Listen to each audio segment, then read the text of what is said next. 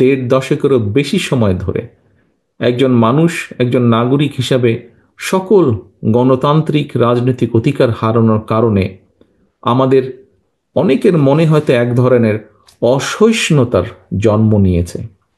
এই অসহিষ্ণুতা কাটিয়ে একজন মানবিক মানুষ হয়ে ওঠার জন্য মনুষ্যত্ব অর্জন আর পশুত্ব বর্জনই হোক আমাদের অঙ্গীকার।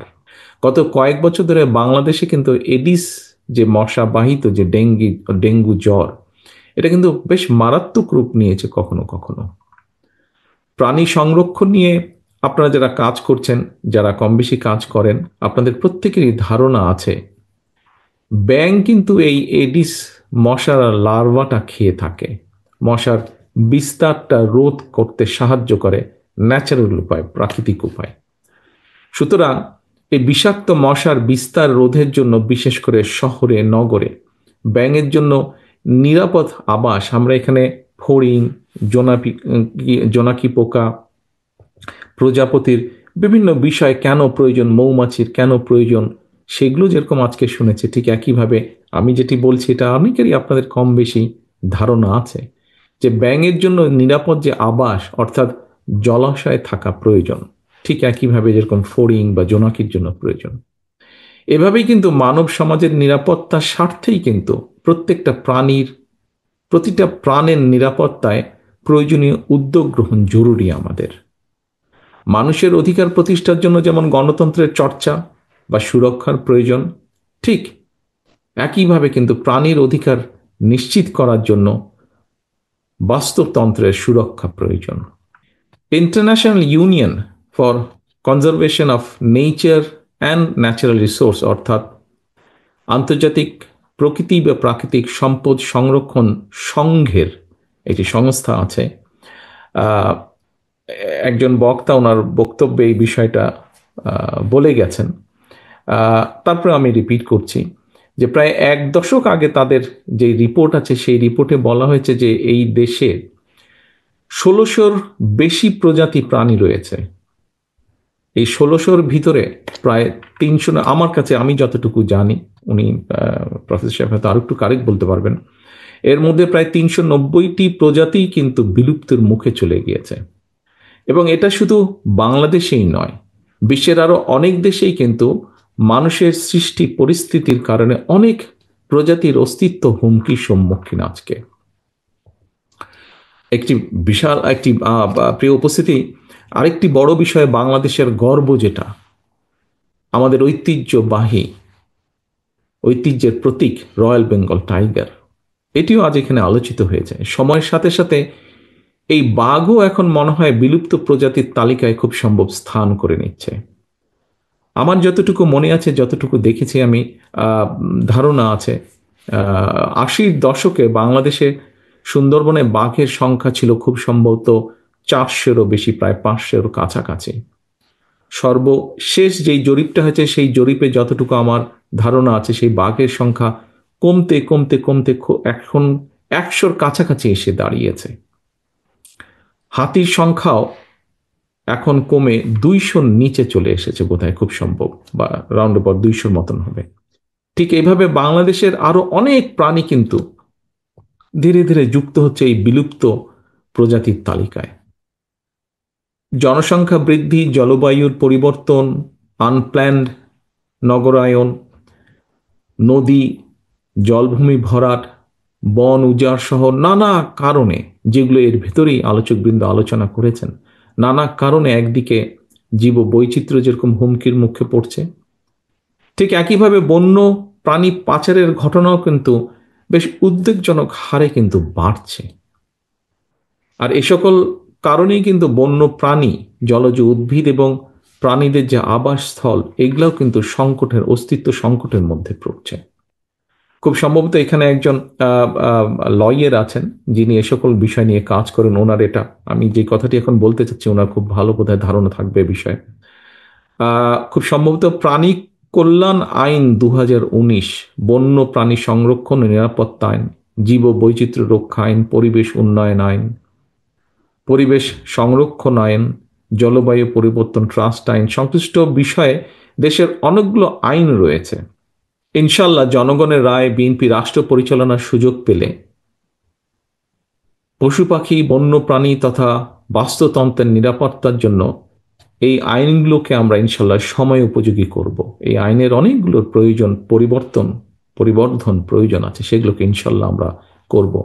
আমার সাথে কিছুদিন আগে যখন আমি বিষয়টি নিয়ে চিন্তা করেছিলাম, আমি তখন কয়েকজন, তার মধ্যে আজকের সভাপতি আদনান উপস্থিত ছিল, সেদিন আমি প্রথম কয়েকজনের সাথেই আলাপ করেছিলাম যে কি করা যায় এখানে।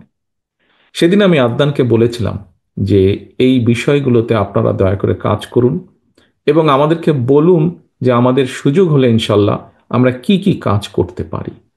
আমি নিশ্চয়ই আমি কোয়াইট শিওর যে নিশ্চয়ই ওনারা আজকে যারা এই বিষয়ে এখানে আছেন, অ্যানিম্যাল ওয়েলফেয়ার যে আমাদের নতুন সংস্থাটি, তার যারা নেতৃবৃন্দ আছেন, নিশ্চয়ই এই বিষয়টি নিয়ে তারা কাজ করছেন। সম্মানিত উপস্থিতিবৃন্দ, জীব বৈচিত্র্য রক্ষা, বন্য প্রাণীর নিরাপত্তা বিধানের ক্ষেত্রে আইন যেটি যেটি বোধহয় খুব সম্ভব এটিও আলোচনা হয়ে গিয়েছে, এখানে একজন বক্তা বলেছেন আইন কিংবা বিধি বিধানের চেয়েও কিন্তু আপনার আমার আমাদের সকলের অর্থাৎ প্রত্যেকটা নাগরিকের সচেতনতা অর্থাৎ কনসাসনেসটা আমাদের যেটা কনসার্ন করা, কনসাস করা মানুষকে, এটা কিন্তু সবচেয়ে বেশি জরুরি। আমাদের প্রত্যেকের এই উপলব্ধিটা আসতে হবে, মনের ভেতরে উপলব্ধিটা থাকতে হবে যে জীব বৈচিত্র্য রক্ষা এবং বন্য প্রাণীর নিরাপত্তার সঙ্গে কিন্তু আমরা যারা মানুষ, মানব সমাজ, আমাদের নিরাপত্তাও কিন্তু জড়িত, আমাদের অনেক বিষয়ে জড়িত। সম্মানিত সুধীবৃন্দ, বিভিন্ন দল, ভিন্ন মত কিংবা অবৈধভাবে লোভ লালসার আশায় যেখানে মানুষের প্রতি মমত্ববোধের একটা অভাব প্রকট হয়ে উঠছে, সেখানে পশু পাখি কিংবা বন্য প্রাণীর প্রতি মমত্ববোধের কথা হয়তো অনাহত ভাবার মতন মনে হতে পারে যে যেখানে মানুষেরই বিষয়, সেখানে হঠাৎ করে পশু পাখি নেই। তবে এটাও কিন্তু সত্যি, পশু পাখি, কুকুর, বিড়াল, হাতি কিংবা বাঘ অর্থাৎ প্রাণীর প্রতি মানুষের হৃদয় অনুভবের স্থান তৈরি যদি না হয়, শুধু আইন করে প্রাণীর আহার, আবাস, নিবাস নিশ্চিত করা, যা আজকে নিশ্চিত করার জন্য আমরা কিছু সংখ্যক মানুষ এখানে একত্রিত হয়েছে, যে বিষয়গুলো নিয়ে আমরা কনসার্ন এক্সপ্রেস করছি, আমরা যদি এই কনসাসনেসটা মানুষের মধ্যে যে অনুভূতিটা যদি আমরা তৈরি করতে না পারি, তাহলে শুধু এই প্রাণীর আইন করে প্রাণীর আহার, নিবাস, তাদের নিরাপত্তা নিশ্চিত, এই সবগুলো বিষয় কিন্তু অত্যন্ত কঠিন হবে। প্রাণীর নিরাপত্তা, অধিকার রক্ষা, মানব সভ্যতার উৎকর্ষতা এবং বিকাশের পর্যায় নির্ণয়ের ক্ষেত্রে প্রাণীর নিরাপত্তা এবং অধিকার রক্ষার বিষয়টি নির্ণায়ক ভূমিকা পালন করতে পারে। আমি মনে করি প্রাণী অধিকারের যে বিষয়টি শুধুমাত্র প্রাণীদের প্রতি মানবিক দায়িত্বই নয়, বরং জীব বৈচিত্র্যের সংরক্ষণ, বাস্তুতান্ত্রিক ভারসাম্য রক্ষা এবং মানব জাতির নিজেদের সুস্থ এবং টেকসই ভবিষ্যৎ নিশ্চিত করাও কিন্তু অত্যাবশ্যক। মানুষ যখন প্রাণীদের প্রতি সহানুভূতিশীল হয়, প্রাণীদের নিরাপদ আবাসস্থল নিশ্চিত করে, তখন এটা মানব সমাজের পরিপক্কতা এবং উন্নত নৈতিকতারই কিন্তু প্রতিফলন ঘটায়। সুতরাং মানুষ তার নিজের প্রয়োজনেই প্রাণীদের বাঁচিয়ে রাখা দরকার, প্রাণীদের আবাস অক্ষত রাখা দরকার। আমরা যখন প্রাণীর নিরাপত্তা নিয়ে কথা বলছি, আমার ধারণা এই মুহূর্তে আমাদের হয়তো অনেকেরই মনে একটা চিন্তা হয়তো আসতে পারে, সেটা রাষ্ট্র যখন কখনো কখনো খোদ মানুষের নিরাপত্তা নিশ্চিত করতে ব্যর্থ হয়, তখন আমরা প্রাণীর নিরাপত্তা নিয়ে আলাপ করছি।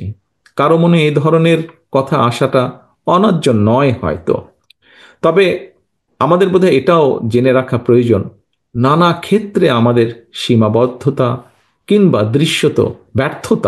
কিংবা ব্যর্থতা দৃশ্যমান থাকলেও সকল শুভ উদ্যোগকে আমাদের প্রতিদিনের চর্চায় এবং আলোচনায় রাখা দরকার।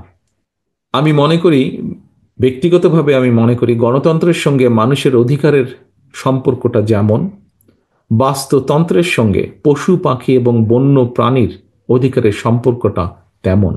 সুতরাং রাষ্ট্র, রাজনীতিতে গণতন্ত্র এবং শুদ্ধাচার প্রতিষ্ঠিত থাকলে বাস্তবিকভাবেই বাস্তুতন্ত্র নিরাপদ থাকে। সম্মানিত উপস্থিতিবৃন্দ, আমার মনে হয় ১.৫ দশকেরও বেশি সময় ধরে একজন মানুষ, একজন নাগরিক হিসাবে সকল গণতান্ত্রিক রাজনৈতিক অধিকার হারানোর কারণে আমাদের অনেকের মনে হয়তো এক ধরনের অসহিষ্ণুতার জন্ম নিয়েছে। এই অসহিষ্ণুতা কাটিয়ে একজন মানবিক মানুষ হয়ে ওঠার জন্য মনুষ্যত্ব অর্জন আর পশুত্ব বর্জনই হোক আমাদের অঙ্গীকার। আমি বিশ্বাস করি মানুষ হিসাবে আমরা রাষ্ট্র এবং সমাজে নিজেদের অধিকার নিশ্চিত করতে পারলে অন্য সকল প্রাণীর অধিকার সংরক্ষণের ব্যাপারেও আমরা আরও সতর্ক এবং যত্নবান থাকব। সেই বিবেচনা থেকেই দেশের রাজনৈতিক ডামাডোলের বাইরে এসে পশু প্রাণী প্রেমী কিছু মানুষের আয়োজনের আজকের প্রাণী বিষয়ক এই আলোচনাটি অবশ্যই অর্থবহ এবং অত্যন্ত ভালো একটি উদ্যোগ।